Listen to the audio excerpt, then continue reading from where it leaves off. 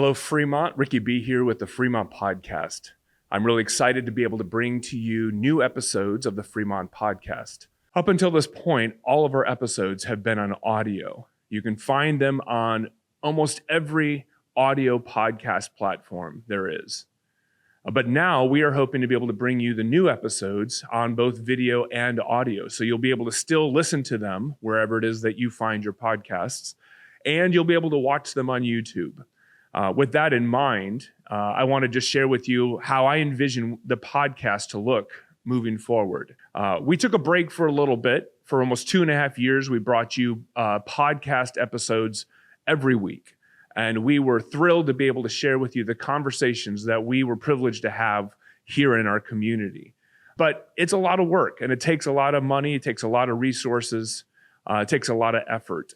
And so we needed to take a break for a little bit. From here on out, I am looking forward to being able to continue to bring you episodes, conversations of people here in the Fremont community. But we're going to try to space it out so that it's sustainable. We had been bringing you episodes every Friday, and now our goal is to at least bring you 2 good quality episodes a month. And if I get the opportunity to bring more, then that's bonus for you. But our goal is to help make this something that's a staple in our community long term.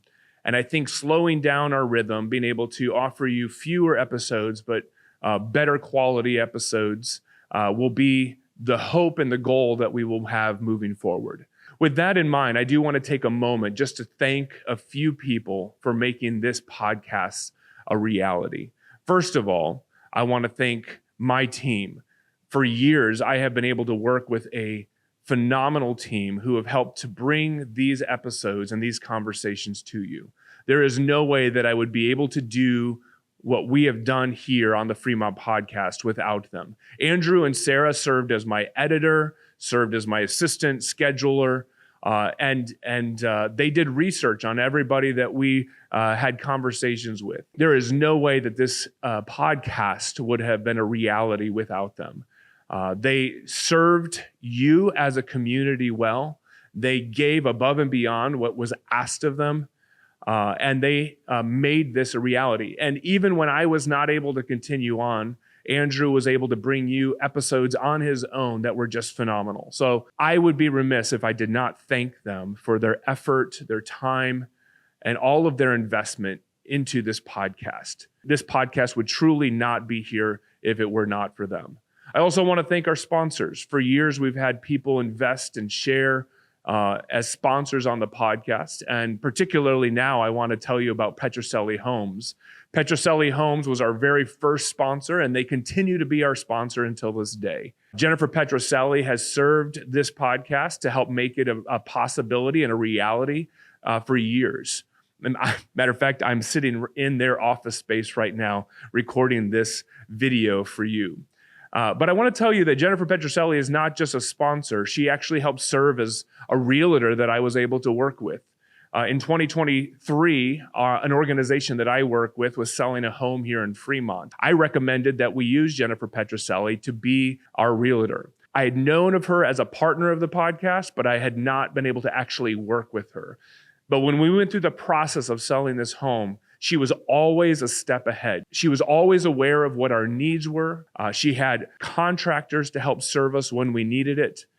She had everybody where they needed to be when we needed to do it. She was always making sure that everything was getting done so that we could get the house on the market and get it sold as quickly as possible. The experience that I had with Jennifer as we sold this home was phenomenal. If you are looking to buy or sell your home, I want to recommend to you Jennifer Petrocelli of Petrocelli Homes. I also need to thank all those who have been sponsors of the podcast as well. If I tried to start listing them off right now, I'm sure that I would miss some. But anyone who has been a sponsor of the podcast, any local business or individual who's been a sponsor of the podcast, I want to thank you so much for helping make this podcast a reality. I also want to thank you. Thank you for listening. If you weren't listening, there would be no reason to have this podcast. Without you, there is no purpose, and there is no motivation to be able to bring you these episodes. So thank you so much for listening to the podcast. And if you know of people who have yet to hear of the podcast, I invite you to share these episodes with them so that they could be a part of our podcast community. Well, I'm looking forward to bringing you more episodes. I'm excited about the episodes that we've already recorded, the conversations that we've already had. And I hope that these are conversations that will encourage you to be a better resident in our community, to be a better citizen, and to get involved with the things that are going on in our community. Fremont would not be what it is without you. And we can always make it better by listening, by sharing, and by investing our time and effort to make it what it is. So with that said, I want to invite you to listen to our new episodes, beginning with this episode 133 with Cathryn Price. You ready? Yeah. Well, because that's one thing. It's like, I feel like, that's always been a separate thing for you, like real estate and then this.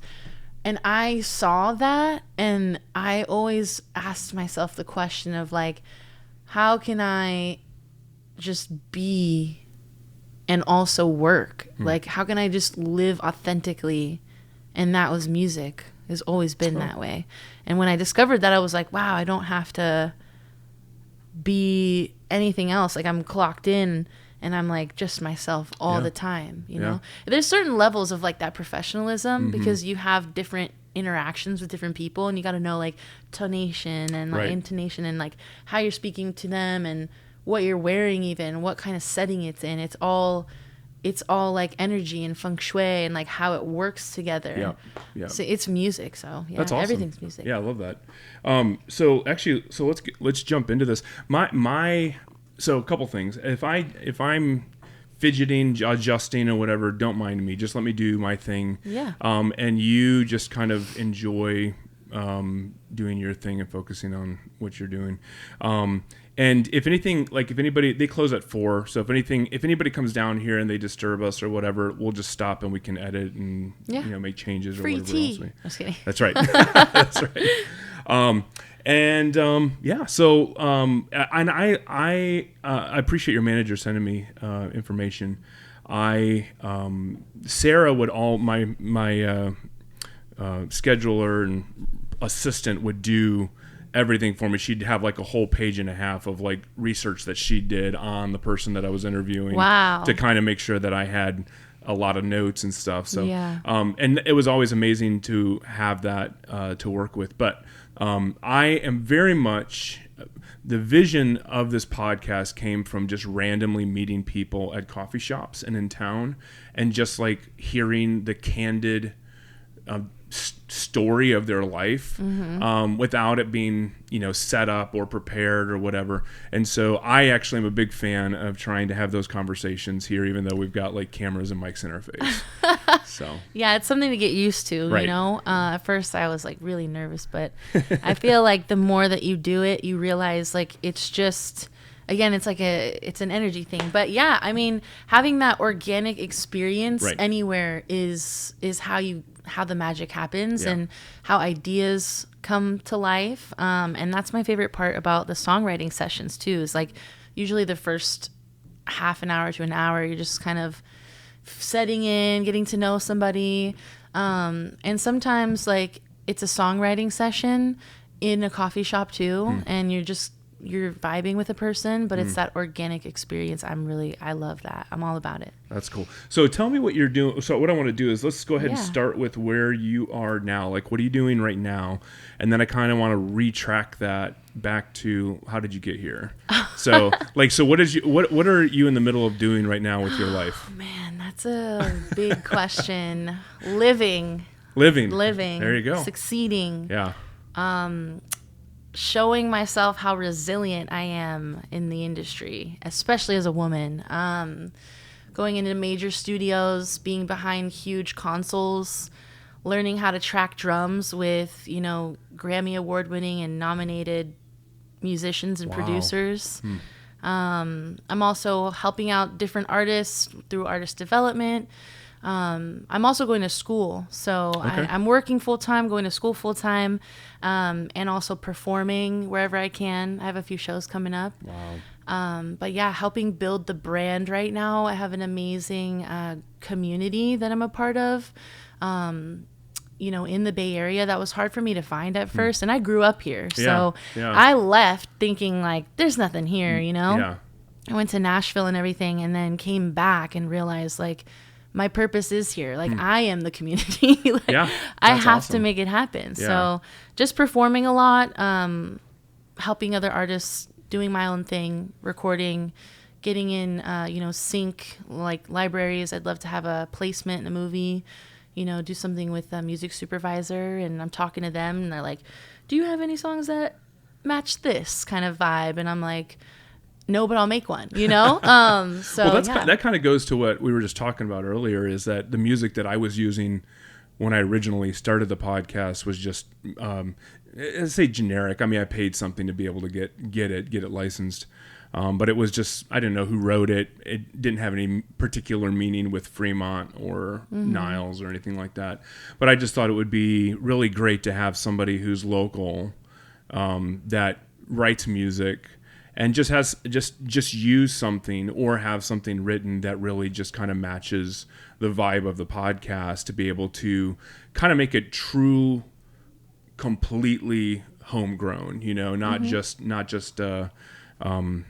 pieced out from other places. So when we were just talking about the Cast of Niles podcast, and I did an interview with Michael McNevin, and he played a number of songs for me, and I snagged some audio from one of the songs that he played that he wrote about Niles, and that's the music that we use for the Cast of Niles podcast. Yeah, see, authentic, organic. Yeah. That's awesome. Yeah, so that's what I was thinking about with you. I was like, if you're writing music and you're performing, I saw something on your Instagram recently that how much you were just kind of like, you gave a shout out to Niles, your hometown. Yes. And I was just thinking it'd be great just to have someone like you who just really has a love for this community, to be able to give us something to be able to listen to on each episode of the podcast. Yeah, well, thanks for bringing up that Instagram post, or a social media post. It was really vulnerable for me too, to kind of like tell my truth. Yeah. And I think that you do touch a point. Like, that's why I'm here, is to like have that authenticity. And I think that's what we're kind of shying away from with all this new tech and everything. We have AI, we have ways that you can make beats without musicians. You can do all of that, but we're missing the vital meat and potatoes of it, which is the energy, which is where you're from and what comes out of you naturally. What were you growing up listening to? That all comes out in the music.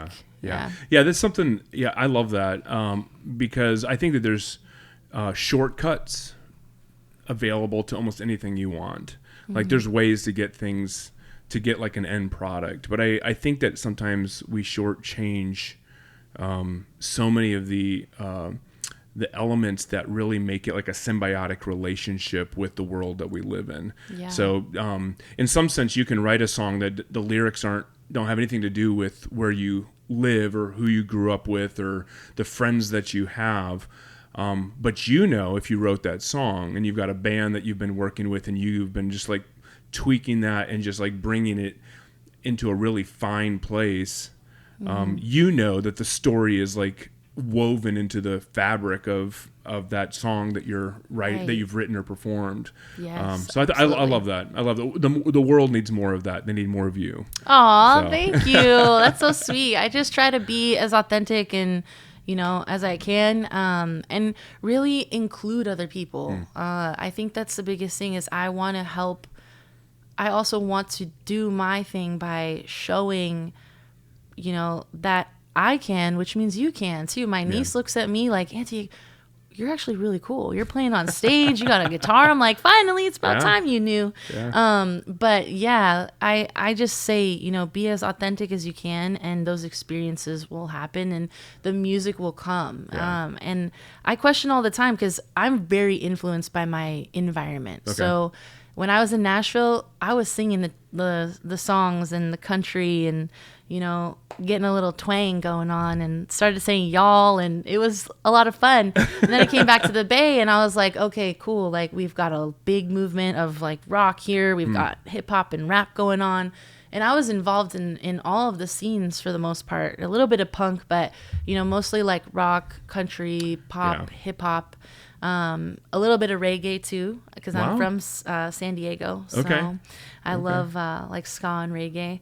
So yeah, I love all of music, but really what comes out of me is the Niles character. When I'm just my sixth string, it's like the true like folk, country, very influenced by Michael McNevin. That's I will awesome. say, because That's I grew up here, and he had the Mud Puddle. The Mud Puddle shop. Yeah. And I'm sad that that's closing. I know. I've been there the last 2 weekends for his what's he call it? Getting muddy. Yeah. His gigs and bringing people in from out of town and stuff, and I've captured a number of videos of him and others doing music there, but it is a sad thing. It's in some sense, as long as he's around and his influence is around, like that life, that spirit is going to live on. Yeah. But that's just a cool place. I mean, it's just a cool place to be able to go and experience. All the chairs hanging on the walls and everything. And like the Etch-a-Sketch drawings that he has are just phenomenal. Yeah. That's pretty cool. So I hope to bridge the gap because, Niles is really amazing community. Okay. And being from here, I already started a jam night on Valentine's Day. That was awesome. Which was amazing. I missed it. No. I got the invite. I How even could RSVP'd and said I was coming. I saw that. And something came up and I was not able to make it. So I Oh apologize. my gosh, you missed a poppin' party. Yeah. I will tell you. It was amazing. And everybody that came was just, blown away. Like I am a very emotional person. I think that's why I'm a songwriter. But I literally was like looking at everybody and I had this moment of like, wow, like I did that, as I set it up. It came from a place of not wanting to be alone on Valentine's Day. And I was like, I don't have a Valentine. I was like, I'm done moping around. Like, I'm going to do something. So I set that event up and then the jam night went wild and everyone was like, I want to participate in that. So I realized that this community is craving, local music, nightlife. And Michael's doing a great job because he's got Frederico's and, but it takes a community. And he's told me, I'm passing the torch to you. That's awesome. So that's awesome. I definitely want to create the same kind of atmosphere. And I'm actually launching a project right now where I'm going to open up an independent studio where I have opportunities for people to take lessons for different instruments. Also retreats, like songwriting retreats.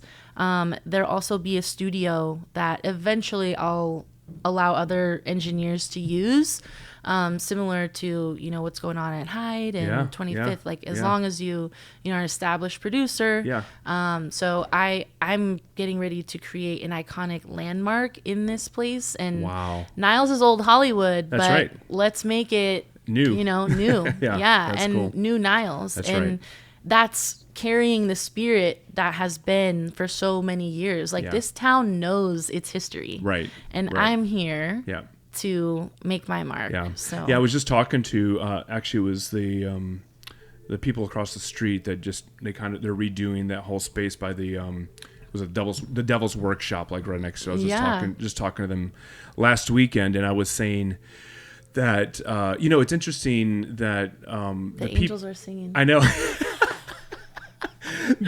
Oh my gosh. It's interesting how the is that coming from inside there or what? I don't know, but that's so funny. That's awesome. It's interesting how there's so many stories of so many people that live here, and they go back generations. I mean, you're having people that have their great grandparents or great great grandparents moved here from from the Azores, or they moved here from Italy, or they moved here from, wherever, and they've got these stories that have been around for a long time, and I just think that those stories, number one, I feel like that's what we really want to capture, but on the newer side of that, like the more contemporary moment that we're in, I feel like that is so weird. Is it like their devout, maybe? Devout coffee is, we're at this location today. I don't know if it's someone, oh, you know what? I bet there's a phone in that office. I bet if that someone phone. Is ringing. There you go. Someone is calling. Do you need Ricky? There you go. Awesome. Because he's podcast balling. I love it. That's awesome. There you go. That's our new bumper track. Yeah. If that goes one more time, I'm gonna have to go in there and. Do you want to do it now? I don't know what it is. I don't know what it is. That was. I feel like it could be a phone. Yeah. Cord, or like a landline. Landline. They have a landline in there. Landline. Yeah. It's a landline. All right. So where were we? You were talking about this Devil's Workshop. Yeah, the Devil's Workshop. So I was just telling them that I feel like those stories are amazing. I think history is important because it's where we came from. Mm-hmm. But I mean, Niles is not gone away yet. Like and like we're like there's still like the heart and the spirit and the character and everything do you feel that's like here. It's slowly encroaching,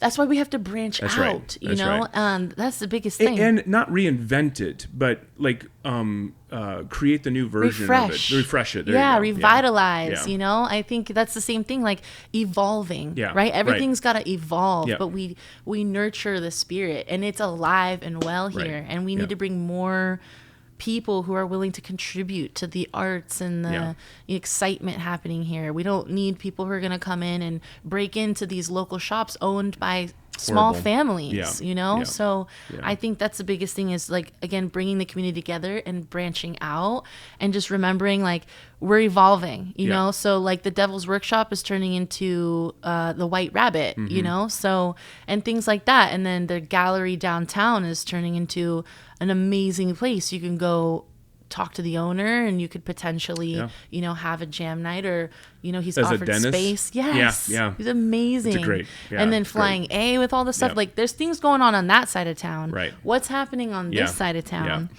We got to give the firefighters some entertainment. That's right. But Fremont's a great place, but Niles is amazing. That's where I'm from. That's great. So tell me your story. Like I'm hearing your dream. Like you are like announcing in essence this beginning of like the new era of Niles and what you're bringing to it. Where did this come from? Like what is your story? How did you get here? The phone's gonna go off. I need some ringtones. Yeah, no, it's my story. How did I get here? Yeah, like you grew up here, and like how did you get to playing music, and like what was the inspiration behind it? I mean, wow. Yeah. Wow. How did I get to playing music? Well, I would say I've always been surrounded by music because my family's always made space for it. And I think that's the biggest thing, because it became my friend. So at a young age, my family always had like a music room / living room, where we had like our living room, and then we'd also have like a piano in there, and forever it's been like that. And I would just ding on that and everything. And then my dad, there's actually a video of me as a baby on my Instagram right now. He played guitar. So he would always play the 12-string guitar. And that really influenced me.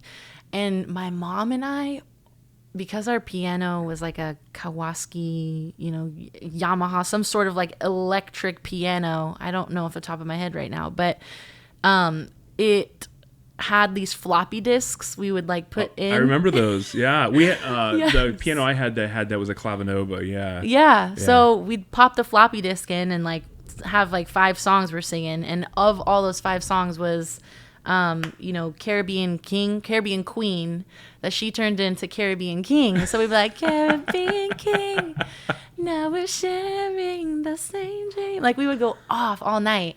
And that slowly evolved to my sisters, who were older than me, becoming teenagers, developing their own like genre. And that just got passed down, like Sublime, 311, you know, we got Green Day, we've got Tom Petty from my mom, we've got Coldplay from my dad, we've got like Imogen Heap, and like all kinds of different things. And that was mostly like in San Diego.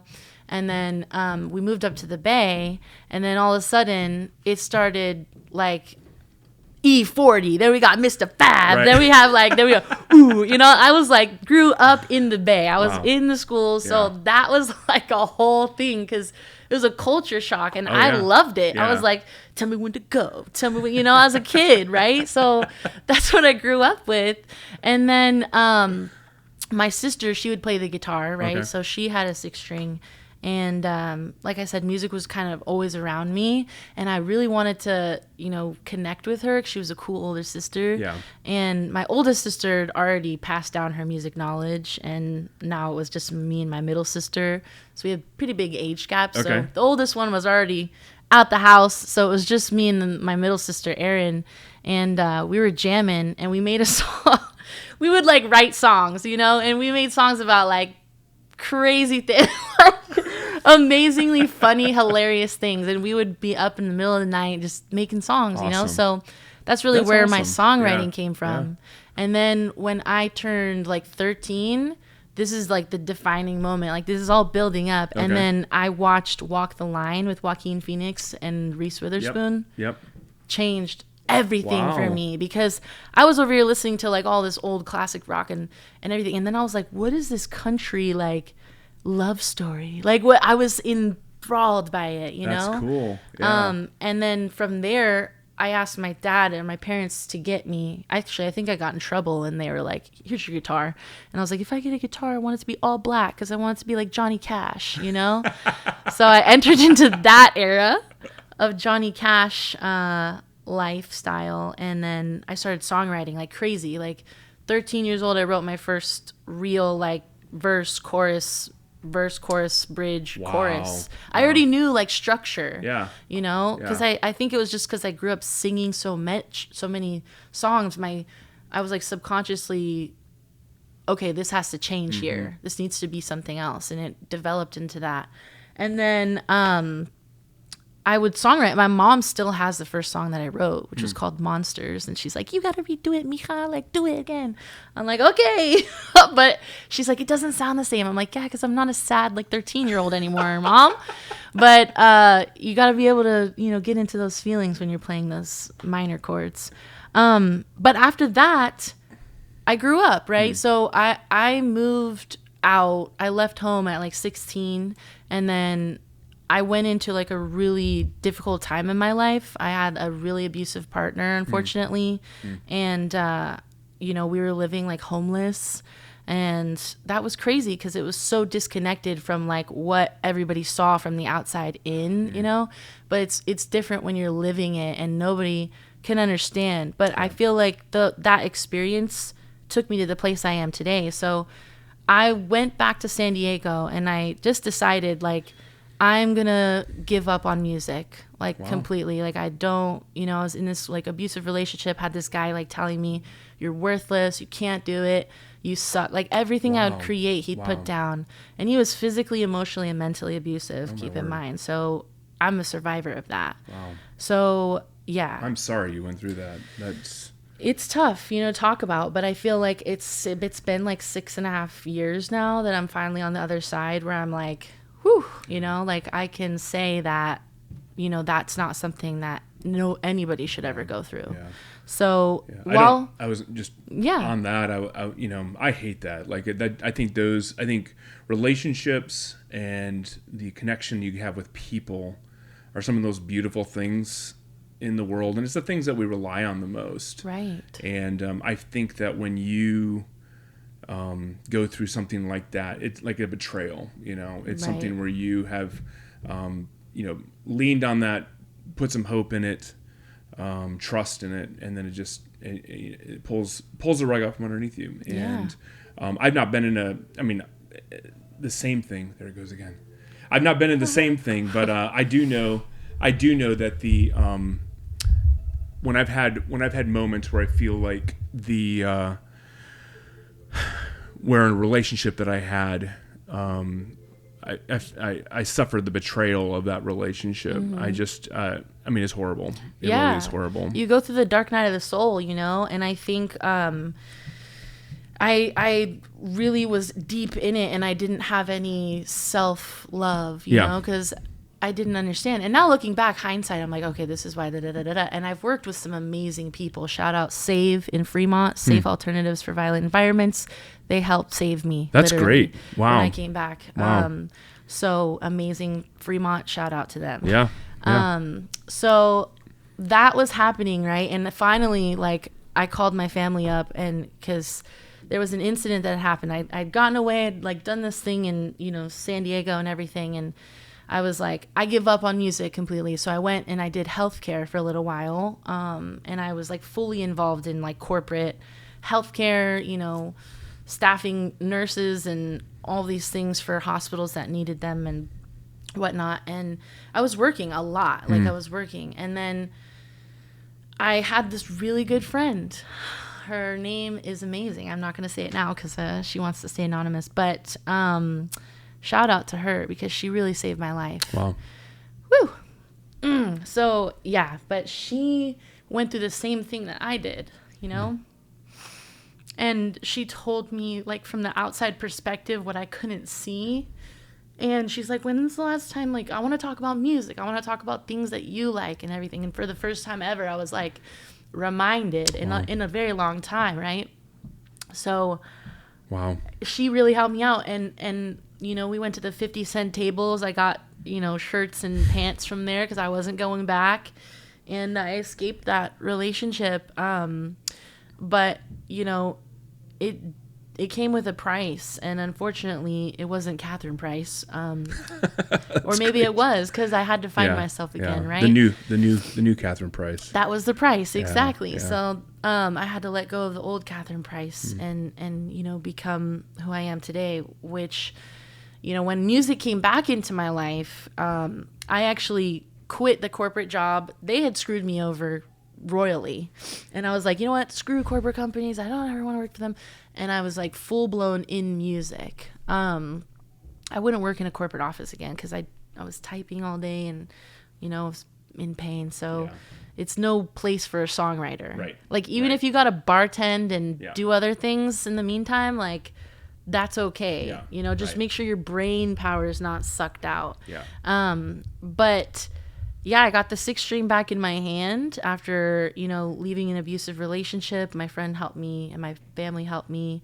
And then I kind of was like, building myself back up again, working as a paraeducator for severely handicapped students, K through 12. Wow, that's cool. Yeah, it was amazing. I mean, I love working with those kids. And then in the nighttime, I'd go to Olive Garden and I'd bartend. So morning, night, and then I would like walk dogs in the meantime, also do like dog sitting, house sitting, all that to fund like my next venture, which was music. So I started building my studio, slowly getting like new strings for my guitars, built like, I have a table now where instead of working on like a, pop-up table, I actually have like a studio table where I can pull out my MIDI keyboard and all of that.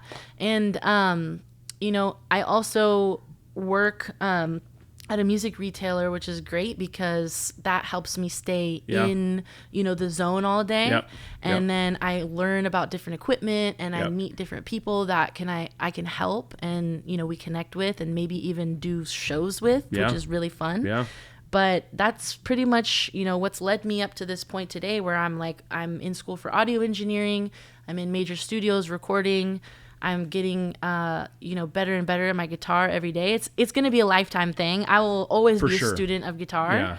Yeah. But yeah, just making that like really coming home to myself. Yeah. And like music's been there for me since I was a baby. And what am I doing to give back to that? Yeah. So that's great.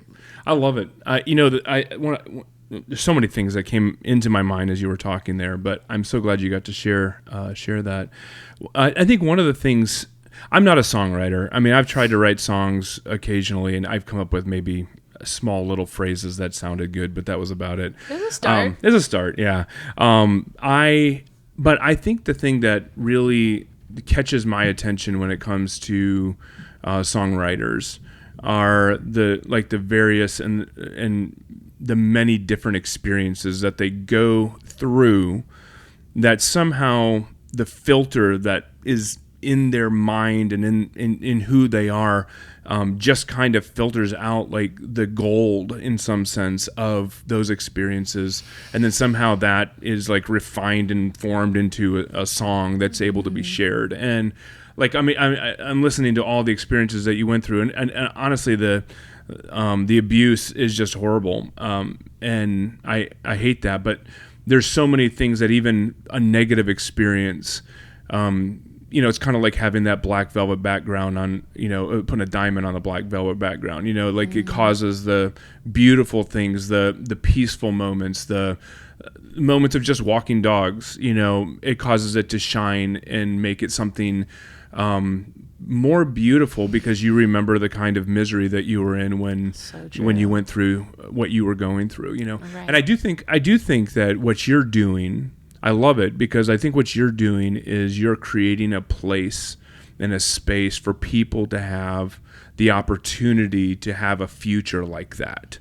I mean, you could look at it very simply and very two-dimensionally and just say it's a place to perform and and to create music. But in another sense, you're creating a place to beautifully and multidimensionally tell stories and share stories, and I think that that's the kind of thing that that really resonates with people, because I mean, even like what you were saying about the movie that you watched and Walk the Line, and how that influenced you. Huge. I don't know. I don't know anything about the people that produced that movie. I don't know what they had in mind, what their intention, what their hopes and dreams were. Yeah. But something that they created influenced you in a way that, I mean, it's changed your life.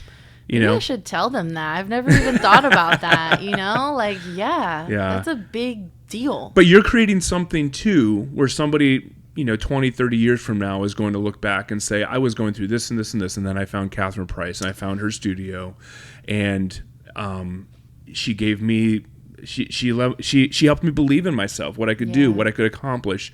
She helped me dream about something, bigger than myself, and they're going to look back at that as a life-changing moment. Yeah, I think that's my blessing and curse, is that I can see the potential of somebody.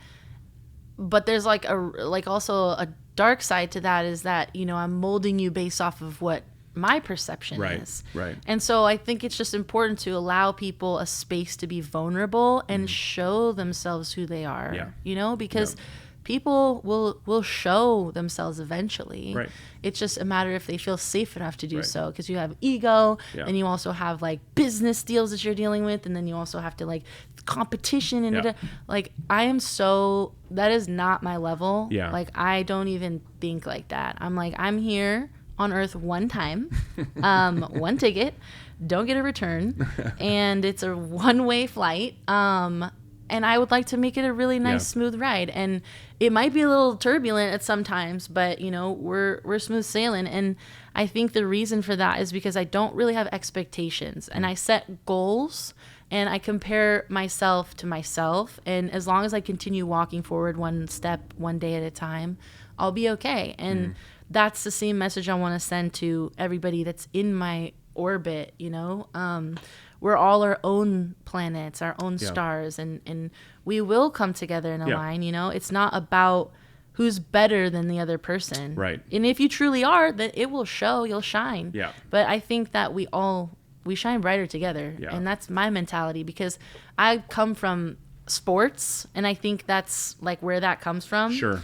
And being like the captain of my teams, and just seeing like, all right, let's do this. Like, I've always done that, and I want to win. I really want to win. That's great. So I love it. Well, it's interesting too. I was just I don't need to give an explanation why, but weirdly enough, I don't know if you've seen it. I was just watching the movie Jobs. Have you seen that? It's about Ashton Kutcher? It's about Steve, Ashton Kutcher, about Steve Jobs. And I had watched it when it first came out, and I was watching it again recently. And there was a scene where they're like, Apple's about to go public, and Ashton Kutcher's sitting at one end of the boardroom table, and he's drinking a beer, and I can't remember who the other character is. Played by Josh Gad, but he comes in, and they were co-founders of Apple.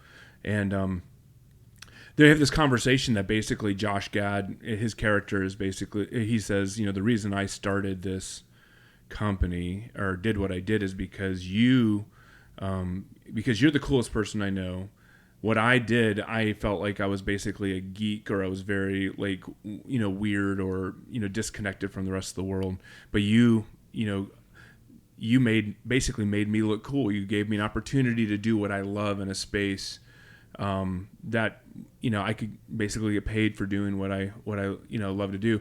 Because what was happening was Steve Jobs was changing to just like wanted to dominate, and everything had to be his way. Mm-hmm. It had to be like and in the movie it displays his life being as one going from just appreciating beauty and the outdoors and the the sky and the fields and the mountains and the trees, to now there's this guy who's just like honed in on like conquering everything or being the best at this. Mm-hmm. And I feel like anyway, I was just hearing you talk about it, and I was feeling that tension as well, kind of between the two of them. Like there's a sense in which, like, for instance, I wish I knew the guy's real name, but the guy who's Josh Gad is playing, he wanted to win too, but he wanted to do it because it was fun, it was good, it was something that like resonated with just something that he loved. Mm-hmm. Whereas Ashton Kutcher was willing to sacrifice friendship, sacrifice people's dignity, because he just wanted to accomplish what he was after. And so I feel like, and this goes back to what you're talking about with the studio, I feel like when you give people a safe space where they can exercise their muscles of creativity and, mm-hmm. and be able to pursue things that are welling up inside of them, allowing them to to figure out what that is and to put it out into music. I think it's a great thing. But on the flip side, I feel like sometimes we just sit in that puddle and we're just like, I don't know how to get beyond where I am right now. Mm-hmm. And you kind of need a sense of like, I want to win sort of spirit. Like it's like I want to be creative, but I don't want to get stuck. I don't want to get bogged down. And there's just kind of like that tension in between the two that's really important. Yeah, you can get in your own way, especially if you're overthinking it all the time, right. And I think that I bet that Steve Jobs at the end of his life wasn't even thinking like he gave back so much, because I feel like he realized that that was the wrong way to go about it. Right. And there's people like that in the music industry, mm-hmm. where they will just cut throat, they'll steal from you, they'll take advantage of the knowledge that you don't have, like maybe talk about royalties and like tell you that there's you'll get 50 on publishing, but you don't know anything about the songwriting split, or vice versa, you don't own the masters. Mm-hmm. And there's so many hidden doors. Like I want to just open all of those for artists that may not know, and that's come from me having negative experiences where I'm like, I don't want anybody to go through this again, or anybody that works around me or with me has an experience like this. Yeah. And it's funny because, I always laugh at like artists that I work with that are like skeptical of me, because I'm like, I love your healthy level of distrust is beautiful right now, because we're both kind of like on guard, but eventually it becomes a friendship and then a business relationship. But if not, then it's just a business relationship, and very early whether or not that's somebody you're going to be working with long term or not. And I think it's just about being transparent in the best possible way to empower people to do it on their own. And I think that that's why I'm going about it a different way, is because I was shown community within the music industry, and I know how it feels to be like, I can't trust anybody here. Yeah. Like, where's the right information? You go on YouTube, you go down the rabbit hole, then you're buying $500, $6,000 worth of courses that aren't going to help you. Yeah. So it's like one-stop shop. That's what I want to have, where you have like your understanding, artist development, there's recording, there's lessons, you can do it all. There's a pathway to it. And the best thing about today is there's no gatekeepers. Anybody telling you there is lying to you. Yeah. It's business, so if you build a brand, you build it up, and that, there's steps to it, but depending on what your goals are, it's very real, very realistic. Yeah. And the people that treat you like cutthroat and all that stuff, they literally do that because they don't know. Right. And there are people up there. I'm not going to say like, there's not bad deals and people like that in major labels and big industry corporations. I haven't met them and I never want to. Right. So if you want to do a deal with me, it's because we're both going to win, and we're, I don't mind like if your services and everything are laid out, the contract looks good. But, I'm at a point now where I'm just like, I've put so much time and energy and effort. And like you said at the beginning, like, people don't see the behind the scenes that goes into it. Yeah. And that's the thing. So creating that one-stop shop and making sure it's done authentically, organically, you're connecting with people, and the relationships you build are really big too, because you never know where you might meet somebody down the line. Right. My mom taught me that too. Yeah. It's like your reputation will follow you. So, and always leave a place cleaner than you came. That's right. So. That's right. My mom told me that too. That's right. Love my mama. That's great. So, that's great. So, I want to hear a couple more things. I need to go upstairs and make sure I settle up with them before they close. But, so is there any more details about your special space in Niles that we get to hear, or is this something that we have to wait for? Yes. This is going to be something that will be rolled out hopefully before the summer series that I'm going to be performing at this year. So there'll be more announcement in the coming months. The summer series in Niles yes. here? Oh, July 12th, I will be opening up for one of my dear friends. Okay. And I hope to do more of that. Yeah. Honestly, I said next year, I was like, I'm going to headline because I've done 2 years now of opening. It's about time a Niles girl headlines. That's right. So I got to get everything in order. Good. And I'm confident that this year is going to just bring all of that. So more to come. Yeah. I'm going to ask you one other question before I go up there and take care of that. But so my other question for you is, what's the favorite song that you've written? Do you have a favorite song that you've written, and why? My favorite song that I've written, I would say my favorite song that I've written recently is Shades of Jade, because it was like such an authentic experience. And then boom, I wrote the song like the next day. And I found some really cool chords that I took to my producer, and he put a reverb plate on it, and it just like made it shine. Like, yeah. But I would say my all-time favorite is the song Rebel. Okay. Because I started writing that song, and it ended up being like a family venture because it was Christmas. The fire was on. My whole family was in the living room, and I started writing this song, and I was like, okay, running like a rebel. Yeah. I'm out here on the road, fighting off the devil. And then I was like, fighting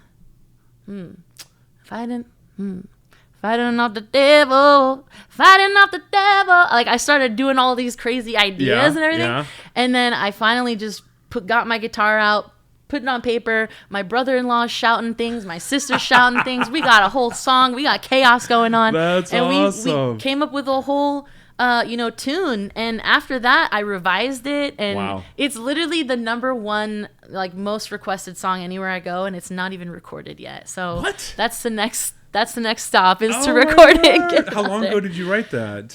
Probably about 2 years. Wow. 2-3 years now. Yeah. That is a special thing though. I shoot photography. I love doing video and photography where I can, and I have so many photos that I love that nobody's ever seen. Yeah, see, what is wrong with us? I feel like I can't, like, Instagram is not going to do it justice. Like, it's like, and I understand that there's like a diminishment that happens through like a platform like Instagram, because it's like, if you love something so much and you get 53 likes, you're like, you don't understand. Like, this is my baby. Like, why did I sacrifice it to the world? Oh, but 53 people put in a room. That's right. You'd be surprised. That's right. That's exactly right. That's exactly. So there's kind of like a feel to, like, I don't want to share it. Like, I want to enjoy it, and without like taking away from like the origin and the the body of it. I want it to be there. Now, with that being said, you can't get too like selfish about it. Well, it's hard to feel like, because you feel unappreciated. That's right. You're like, 53 likes, dude. This should be like 3 million. Right, that's exactly right. But, why did this not go viral? Right, but just because like those 53 people, I guarantee you, I've done this before where I'm like, oh, I got like 10 likes, and I like take the post down. They're like, dude, what happened to the post? People are yeah. So I would say like think bigger. You know, what if those pictures, you could even publish them yourself, and have like your own line of books where your photos are inspiring people. I love that. Like, that's the thing. We all have this within us, and it's not to put all your power in one platform that might be gone tomorrow. Yeah. I was reminded recently of, and I'm going to butcher it. I'm not even going to say it correctly. So if you're listening to this, you can just look it up. But C.S. Lewis, who wrote Chronicles of Narnia and all that.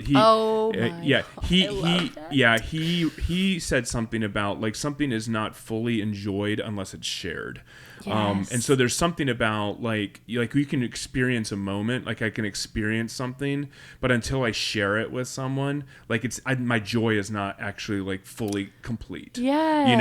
And so there is something about that idea of like, you get the 53 likes and whatever, but then it's like, but I put it out there. But by putting it out there and creating a platform that you're proud of to put it on, like a book, like creating books or something like that, and people like really, really can appreciate it to the extent that they can in that through that medium.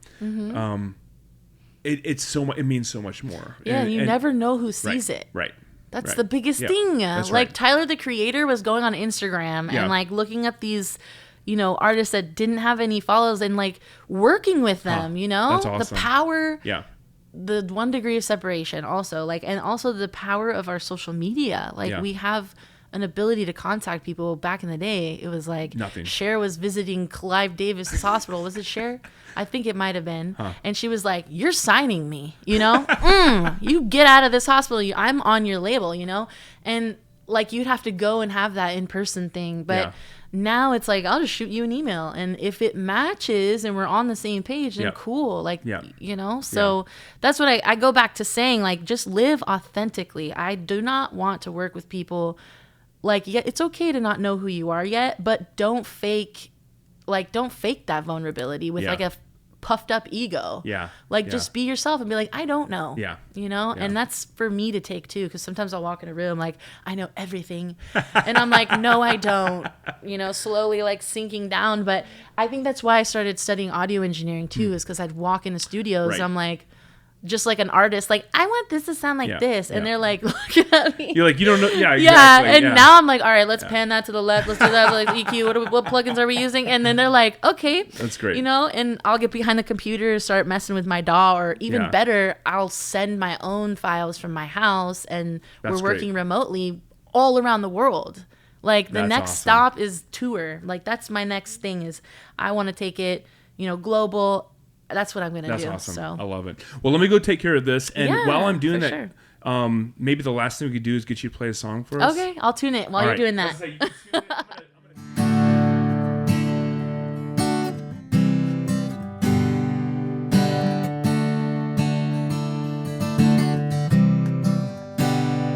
I told my mama I think I could fly. She told me that I could touch the sky. I told my daddy I think that I should try. He said you gotta live before you die. Running like a rebel, I'm out here on the road, fighting off the devil with some solid rock and roll.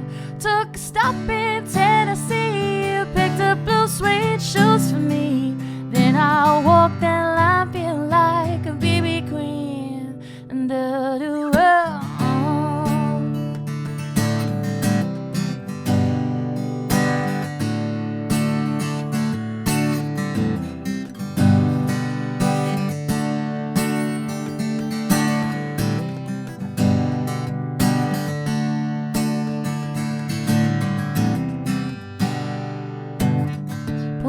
for some gasoline, and I met a man called Dash Pit.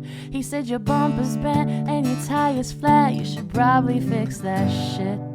Hey you, I said, what else you gotta say? Worry about your own 3 feet of space and keep your boots laced. Running like a rebel, I'm out here on the road, fighting off the devil with some solid rock and roll. Took a stop in Tennessee, picked up blue suede shoes for me.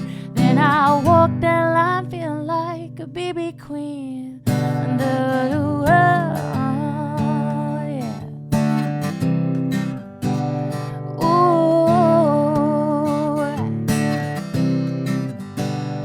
I told my mama I think I could fly. She told me that I could touch the sky. I told my daddy I think that I should try. He said you gotta live before you die. Running like a rebel, I'm out here on the road, fighting off the devil with some solid rock and roll.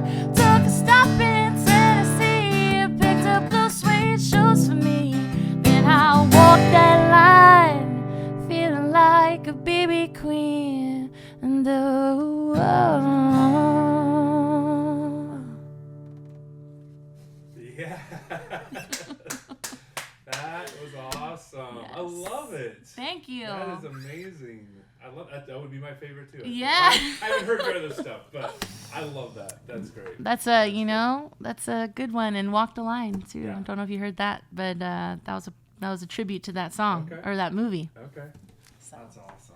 Wow. Thank you for sharing that with. I don't know. I don't want to say I'm the first one to record it, but I. Yeah, you might be. Yeah. Have it on the podcast. That's how you listen to it. That's right. You want to hear something that no one's ever heard before? We got it. We got it right here. That is the first official recording there. That's great. Well, it's a bootleg. It's a live copy. There you go. Live copy. There you go. Limited edition. Cathryn, thank you so much for being on the podcast. Thanks for having me. A huge treat for me. I love it. I've been trying to track you down for a while, and that's not been, your fault or anybody's. Just life's busy. So right.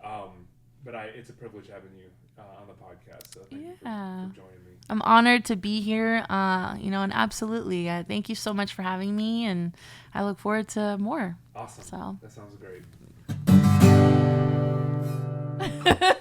There we go.